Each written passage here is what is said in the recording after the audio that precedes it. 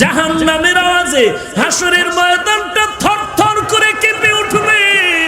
আল্লাহর নবী, তোমার আমার মায়ার নবী, সিজদায় পড়ে কাঁদবেন আর বলবেন, আল্লাহ জাহান্নামকে ফিরাও, জাহান্নামকে ফিরাও, আমার একটা উম্মত যেন জাহান্নামে না যায়, জাহান্নামটারে ফিরায়া দাও।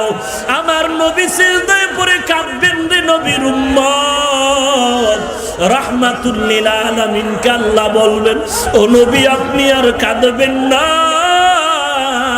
ওয়ালা সাউফা ইউতিকা রাব্বুকা ফাতারদা, ও নবী আমি আপনাকে বেজার করব না। আমার নবীকে আল্লাহ মাথা উঠায়া দিবেন আর বলবেন, ও পয়গম্বর আপনার একটা উম্মতেরও জাহান্নামে আমি আল্লাহ দিব না। আল্লাহ তাআলা কুদরতি হাতে একটু পানি দিয়া ফেরেশতাকে বলবেন, ফেরেশতা জাহান্নামের গায়ে ছিটাইয়া দাও। জাহান্নামের গায়ে যখন পানিটা ছিটায়া দেওয়া হবে, জাহান্নাম পেছনে দৌড়াচ্ছে দৌড়াচ্ছে, ভাগতেছে ভাগতেছে। ফেরেশতারা বলবেন, ওরে মালিক, যেই জাহান্নামের ৭০,০০০ শিকল দিয়ে বেঁধে ধরে রাখতে পারি না, ওই জাহান্নামের সামান্য পানি দেওয়া মাত্র পেছনে ভেঙে যাচ্ছে। কারণটা কি? এই পানিটা কি জমজমের পানি নাকি কাউসারের পানি নাকি আবে হায়াতের পানি?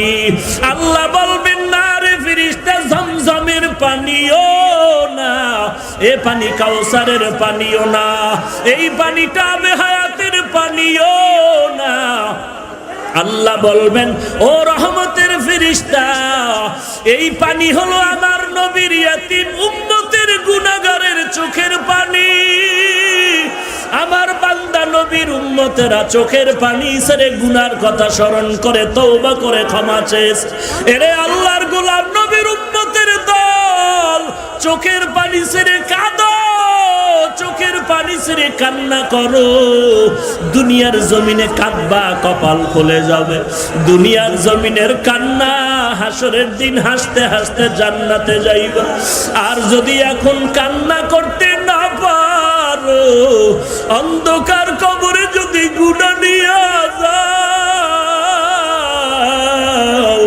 আল্লাহর নবী বলেন, ওই গুনাহগারের কবরের দুই পার্শ্বের মাটির চাপ একটা নয়, দুইটা নয়, ৭০ থেকে ৯৯টা সাপ কবরে চলে আসবে।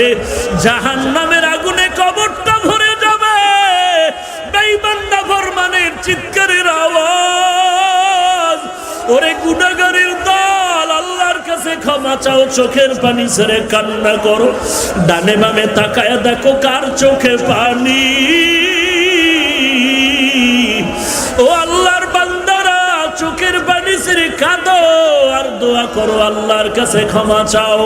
সাহাবায়ে কেরাম কাঁদলেন কেন? নামাজ তারা ঠিক মতো পড়েন নাই এই ভুলের কারণে, রোজাটা ঠিক মতো রাখতে পারেন নাই এই অপরাধের কারণে।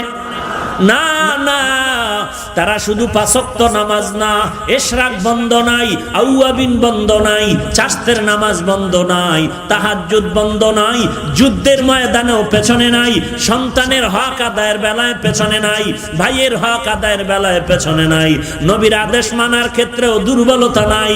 সব কিছু ঠিক রেখে জান্নাতের গ্যারান্টি সংবাদ পাওয়ার পরেও এরপরও সারা রাত কান্না কেন? একটাই আওয়াজ, কান্নার কবরে কেমনে একা থাকবো? হযরত আবু বকর নামাজে দাঁড়ায় কান্নার আওয়াজ। রাহমাতুল লিল আলামিন বলেন, ও আবু বকর নামাজের ভিতরে কেন কাঁদলেন? আবু বকর সিদ্দিক রাদিয়াল্লাহু তাআলা আনহু বলেন, নামাজের ভিতরে কান্নার কারণ, নামাজের ভিতরে দাঁড়ায় হাসরের ময়দানের কথা মনে পড়ে গেছে। আমি আবু বকর কাপড়ের দোকান দেই, আমার দোকানের সামনে আর সকালবেলা একটা মহিলা আসলো, একটা কাপড় নিয়ে বলে, ভাই কাপড় ফিরায় নাও, টাকা দাও। আমি বললাম, এরে আম্মা জান, এই কাপড়টা কেন ফিরায় দাও? বলে, বহু আগে নিয়েছি, পছন্দ হয় নাই, তখন দিলা না কেন, এখন দাও কেন? বলে, তখনই দিতে চেয়েছিলাম, সময় পাই নাই, আমি দিয়া গেলাম। কেন? বলে, পছন্দ হয় নাই। আমি আবু বকরের অন্তরে ভয়, হাসরের ময়দানে যদি আল্লাহ দাঁড় করায় বলেন, এরে আবু বকর, আমার জান্নাত পাওয়ার জন্য কি করেছো? আল্লাহর কাছে যদি বলি, আল্লাহ তোমার জান্নাত আর মুহাব্বত পাওয়ার জন্য নামাজ ছাড়ি নাই, পর্দা ছাড়ি নাই, রাতের বেলা নামাজ পড়েছি, জিকির করেছি, কোরআন পড়েছি, রে মালিক। আল্লাহ যদি বলিয়া ফালায়, আবু বকর তোমার নামাজ, তোমার রোজা, তোমার জিকির, তোমার তেলাওয়াত ফিরাইয়া নেও, আমার জান্নাত আমারে দাও, তুমি আর জান্নাত পাবা না। আমি যদি বলি, আল্লাহ আপনার জান্নাতের মহব্বতে, আপনার মহব্বতে নামাজ পড়লাম, রোজা রাখলাম, জিকির করলাম, কেন ফিরাইয়া দেন? আল্লাহ যদি বলে, রে আবু বকর তোমার নামাজ, তোমার রোজা, তোমার ইবাদত আমার পছন্দ হয় না, ফিরায় নাও, তখন আমি আবু বকরের কি উপায়?